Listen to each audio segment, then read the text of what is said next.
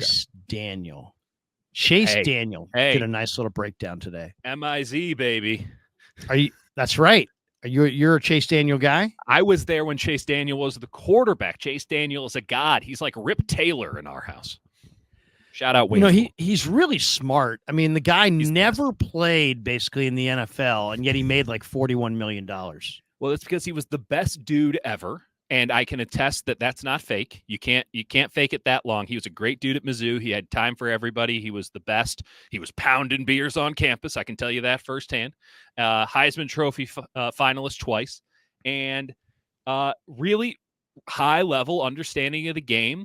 But his genius is in being able to relate it in a simple manner. He would have made a great coach, legitimately, because he's been that for many years, in essence, right? He was always the guy that teams would bring in when they had a young quarterback. They wanted to play the young quarterback, but they got to bring him along a little bit. They'd have Chase Daniel in the room as the quasi-quarterbacks coach. I'm a little bit surprised that he hasn't been a quarterbacks coach somewhere, a la Brian Griese, but I'm very happy he's doing media, and I'm happy that his star is on the rise, because every time he talks, I'm going to listen. I'm a Missouri Tiger. We're simpatico in that regard. But also, he's making everyone else smarter too. Chase Daniel's the best. You won't get a bad word from me, and this is a great breakdown. I've seen it before.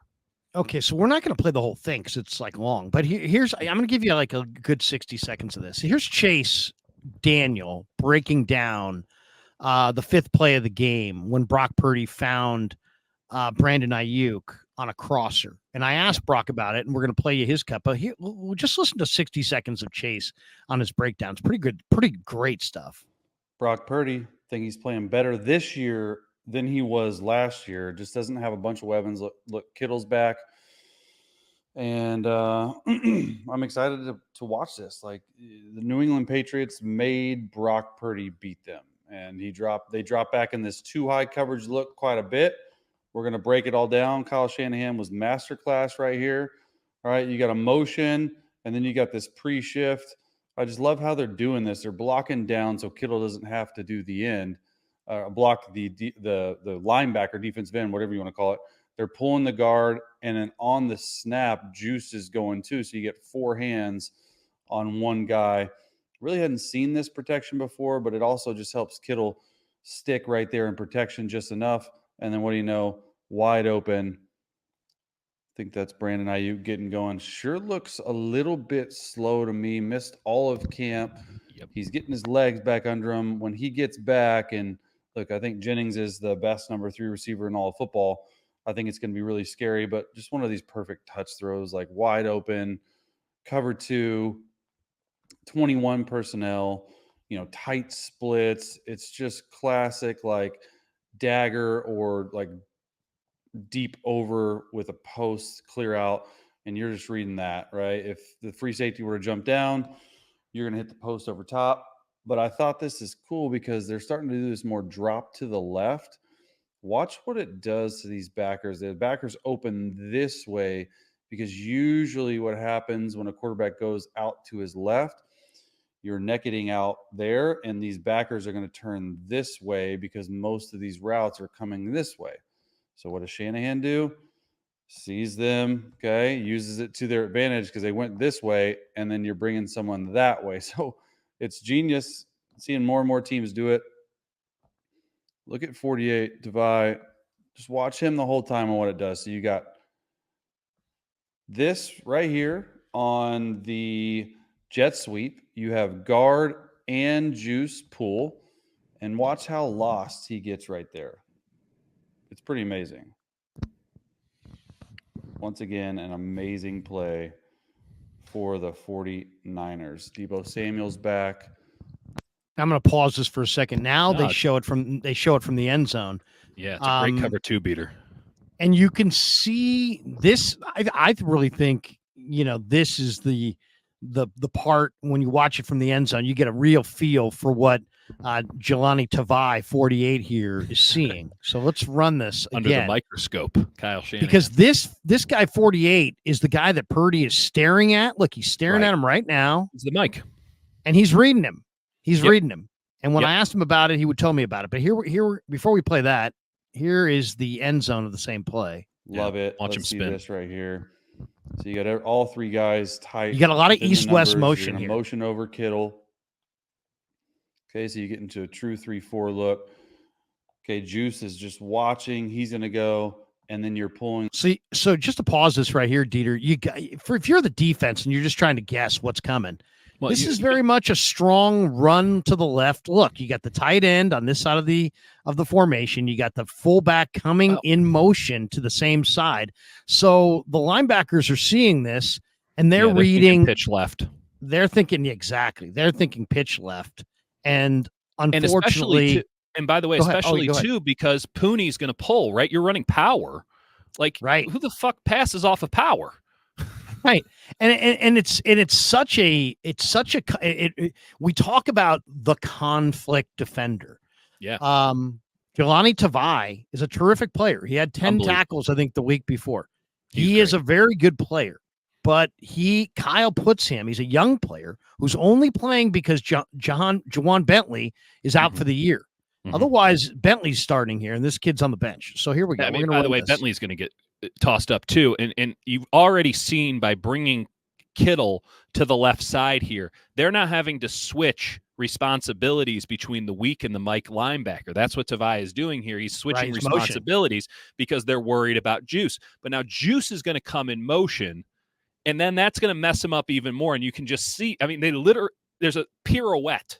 Because it's like, well, do I have what I just got shifted onto or the original? It's an entirely different play. This is why motion is so devastating, on top of then the play itself, which is counter to a lot of the rules of the defense. And again, this is a simple defense that they're running. It's a 3-4 cover 2. You can see that when you get, on the original thing with the corner.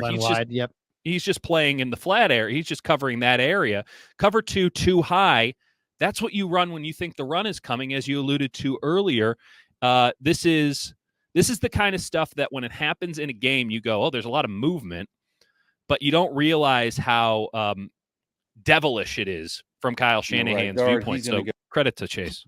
Count the false steps, too, by Tavai here. Here we go. Oh, good call. You have Deebo Samuel in the backfield. There's just a lot to go on. Two guys pulling. Deebo's there.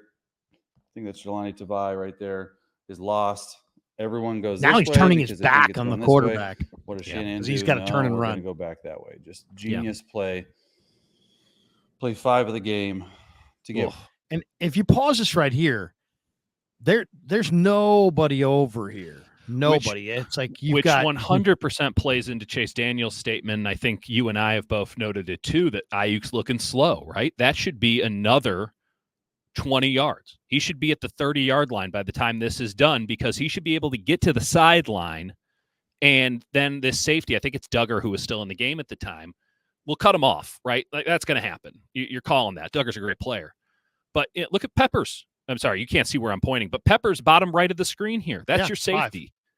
5. That was, by the way, that guy's now coming in to cover the flat. Like, that's who would have been one-on-one on Deebo. So if Deebo gets up the field, Peppers is probably spinning too, as good of a player as Peppers is. It's a devilish play. This is good stuff. Here's the rest of it. Get Ayuk going early in this so he game, gets to the 30 roughly. He does get to the 30. Early, he's going to be a problem. All right, he got to the 40. See what they're playing. Looks okay, like so that was the only that was the play I wanted to show. That's good stuff. There. And I like Chase Daniel's breakdown. I know he's not as smooth as some of the other people who break it down, but he's got the credibility. That's for sure. I'll stick with him if he ain't that smooth.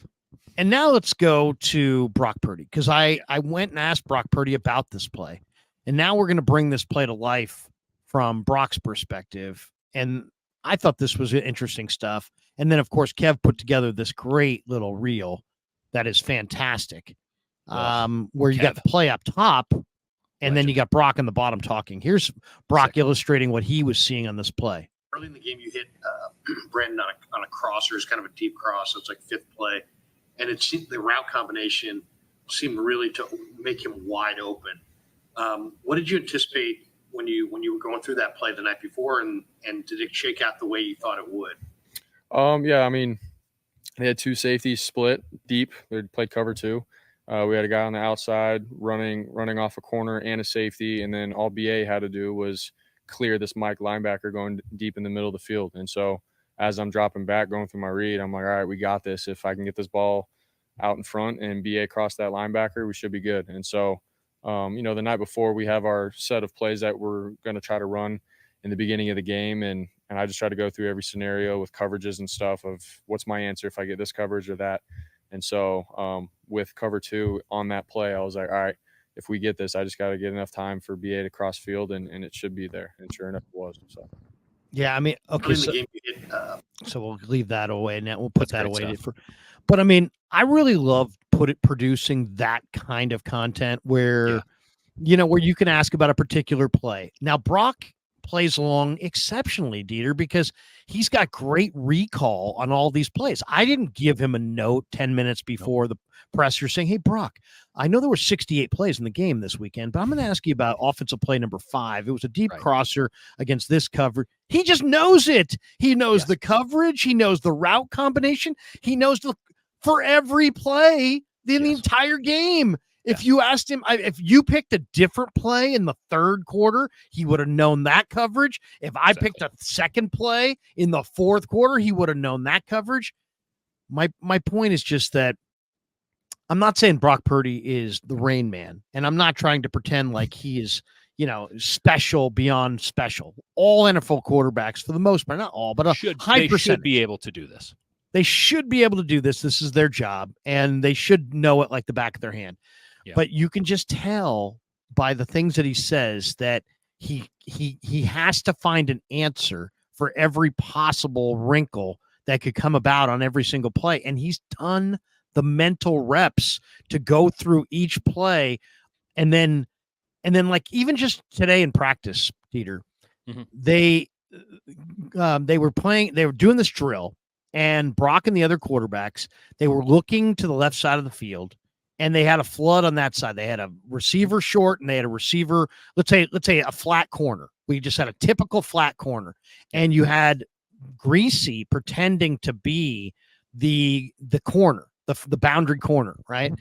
And so you can tell, and I couldn't hear exactly what Greasy was saying, but based on his posture and his slight movement, they want the quarterback to make a quick decision at the snap of corner flat, all based off of the posture and the placement of the corner.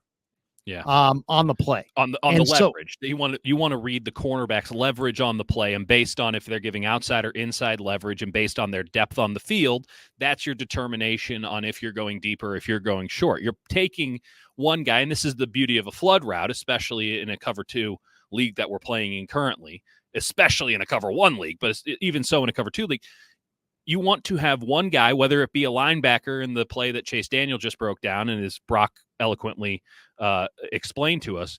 And then also, you know, you want to have one guy who has to do 2 things. So that's what they're doing there. Sometimes it's the corner. Sometimes it's a defensive end if you have a running quarterback. Most of the time it's the linebacker in a Kyle Shanahan system, but it's interesting. That's really interesting that they're doing that there, because it also highlights how much of the 49ers passing game now, after years and years of everything being in between the numbers, now they're putting dudes outside the numbers in conflict.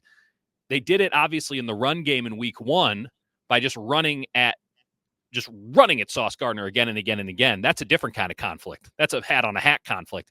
This is, here are your rules, and we're going to exploit your rules to our benefit by giving you 2 things that you have to do at one time, and you got to pick one. And Brock Purdy is going to be staring you down the whole time, waiting for that to happen. And the beauty of Brock is, if something isn't quite right, he can get off of that read. Jimmy Garoppolo couldn't do that. Trey Lance couldn't do that. Yeah, I mean, Jimmy Kyle really gave him the couldn't cheat codes, and he would say, "Oh, it didn't go out perfectly, so this play is broken." By the way, like Kirk Cousins will do that at times still, and Kirk Cousins is the computer, right? I think back a lot to Matt Barrows did an incredible, and it was fortuitously timed. He did an incredible thing where he had campaigned for years to be in the locker room at halftime during a Niners game. He wanted to know what happened in those 13 minutes, because we always talk about halftime adjustments. That's not a lot of time. It takes 3 minutes to get to the locker room if you're running.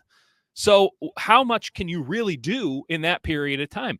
And Barrows was in that locker room for the Dolphins game. that Brock Purdy was in. They bring Brock Purdy into that game. And Kyle threw, I believe it was 3, it could have been more, plays that Brock Purdy had never practiced before. He threw 3 new plays at Brock Purdy at halftime of his first NFL game. And Purdy had them down, and they called 2 of them in the second half, and they were perfectly executed. When everyone goes on and on about, you think back to the initial conceit of the 49ers front office. They were going to wait a year and get Kirk. So they didn't draft. They didn't even look at Mahomes that much. They didn't look at Deshaun Watson. That worked out. They didn't do any of this stuff. And then Jimmy shows up, and they just sort of took him because, well, I don't know if we're going to get Kirk. They're probably not going to let Kirk. All this. The reason that they wanted Kirk Cousins, as uninspiring, though he did throw for 500 yards today, as uninspiring as Kirk Cousins is because the quarterback in a Kyle Shanahan offense, whether it's Matt Ryan or whether certainly not Johnny Manziel or whomever he had, all those randos that he had in Houston making Matt Schwab a Pro Bowler, they have to be the offensive coordinator. They have to understand this stuff at Kyle's level. And in fact, they need to be able to think quicker because they're on the field in the line of fire. They're the ones who can die if they get this thing wrong. I guess the point is as Greasy was doing this, and Blood Moon says, Larry, what were you going to say about Greasy? What was he doing in practice? Yeah. He was just giving different corner postures. Sometimes he was literally up. Sometimes he was looking at the quarterback, but peeking back. Sometimes he was 3-4 yards off the line. He gave his quarterbacks a bunch of different looks. That's and awesome. You could tell based on his posture and his positioning, he wanted them to make a quick, like right now decision. I'm looking over here. I'm going to the flat, or I'm going to the I'm going to the flat, or I'm going to the corner. Flat corner. And I was going to ask Brock about it today, but I ran out of time. But I would like to ask him about that. If that, because tomorrow about it. He does go through his progressions really, really fast. Jimmy was, Greg Cosell used to say all the time to me, Jimmy's not a good late in the down thrower. And that's kind of like, people who want to say a baseball player sucks in the 70s or 80s would be like, he sucks. He strikes out too much. Yeah. And that has evolved into, there's a little bit too much swing and miss in his game. Yeah. It sounds so much better and more diplomatic than he sucks. Yes. He can't hit. He strikes out.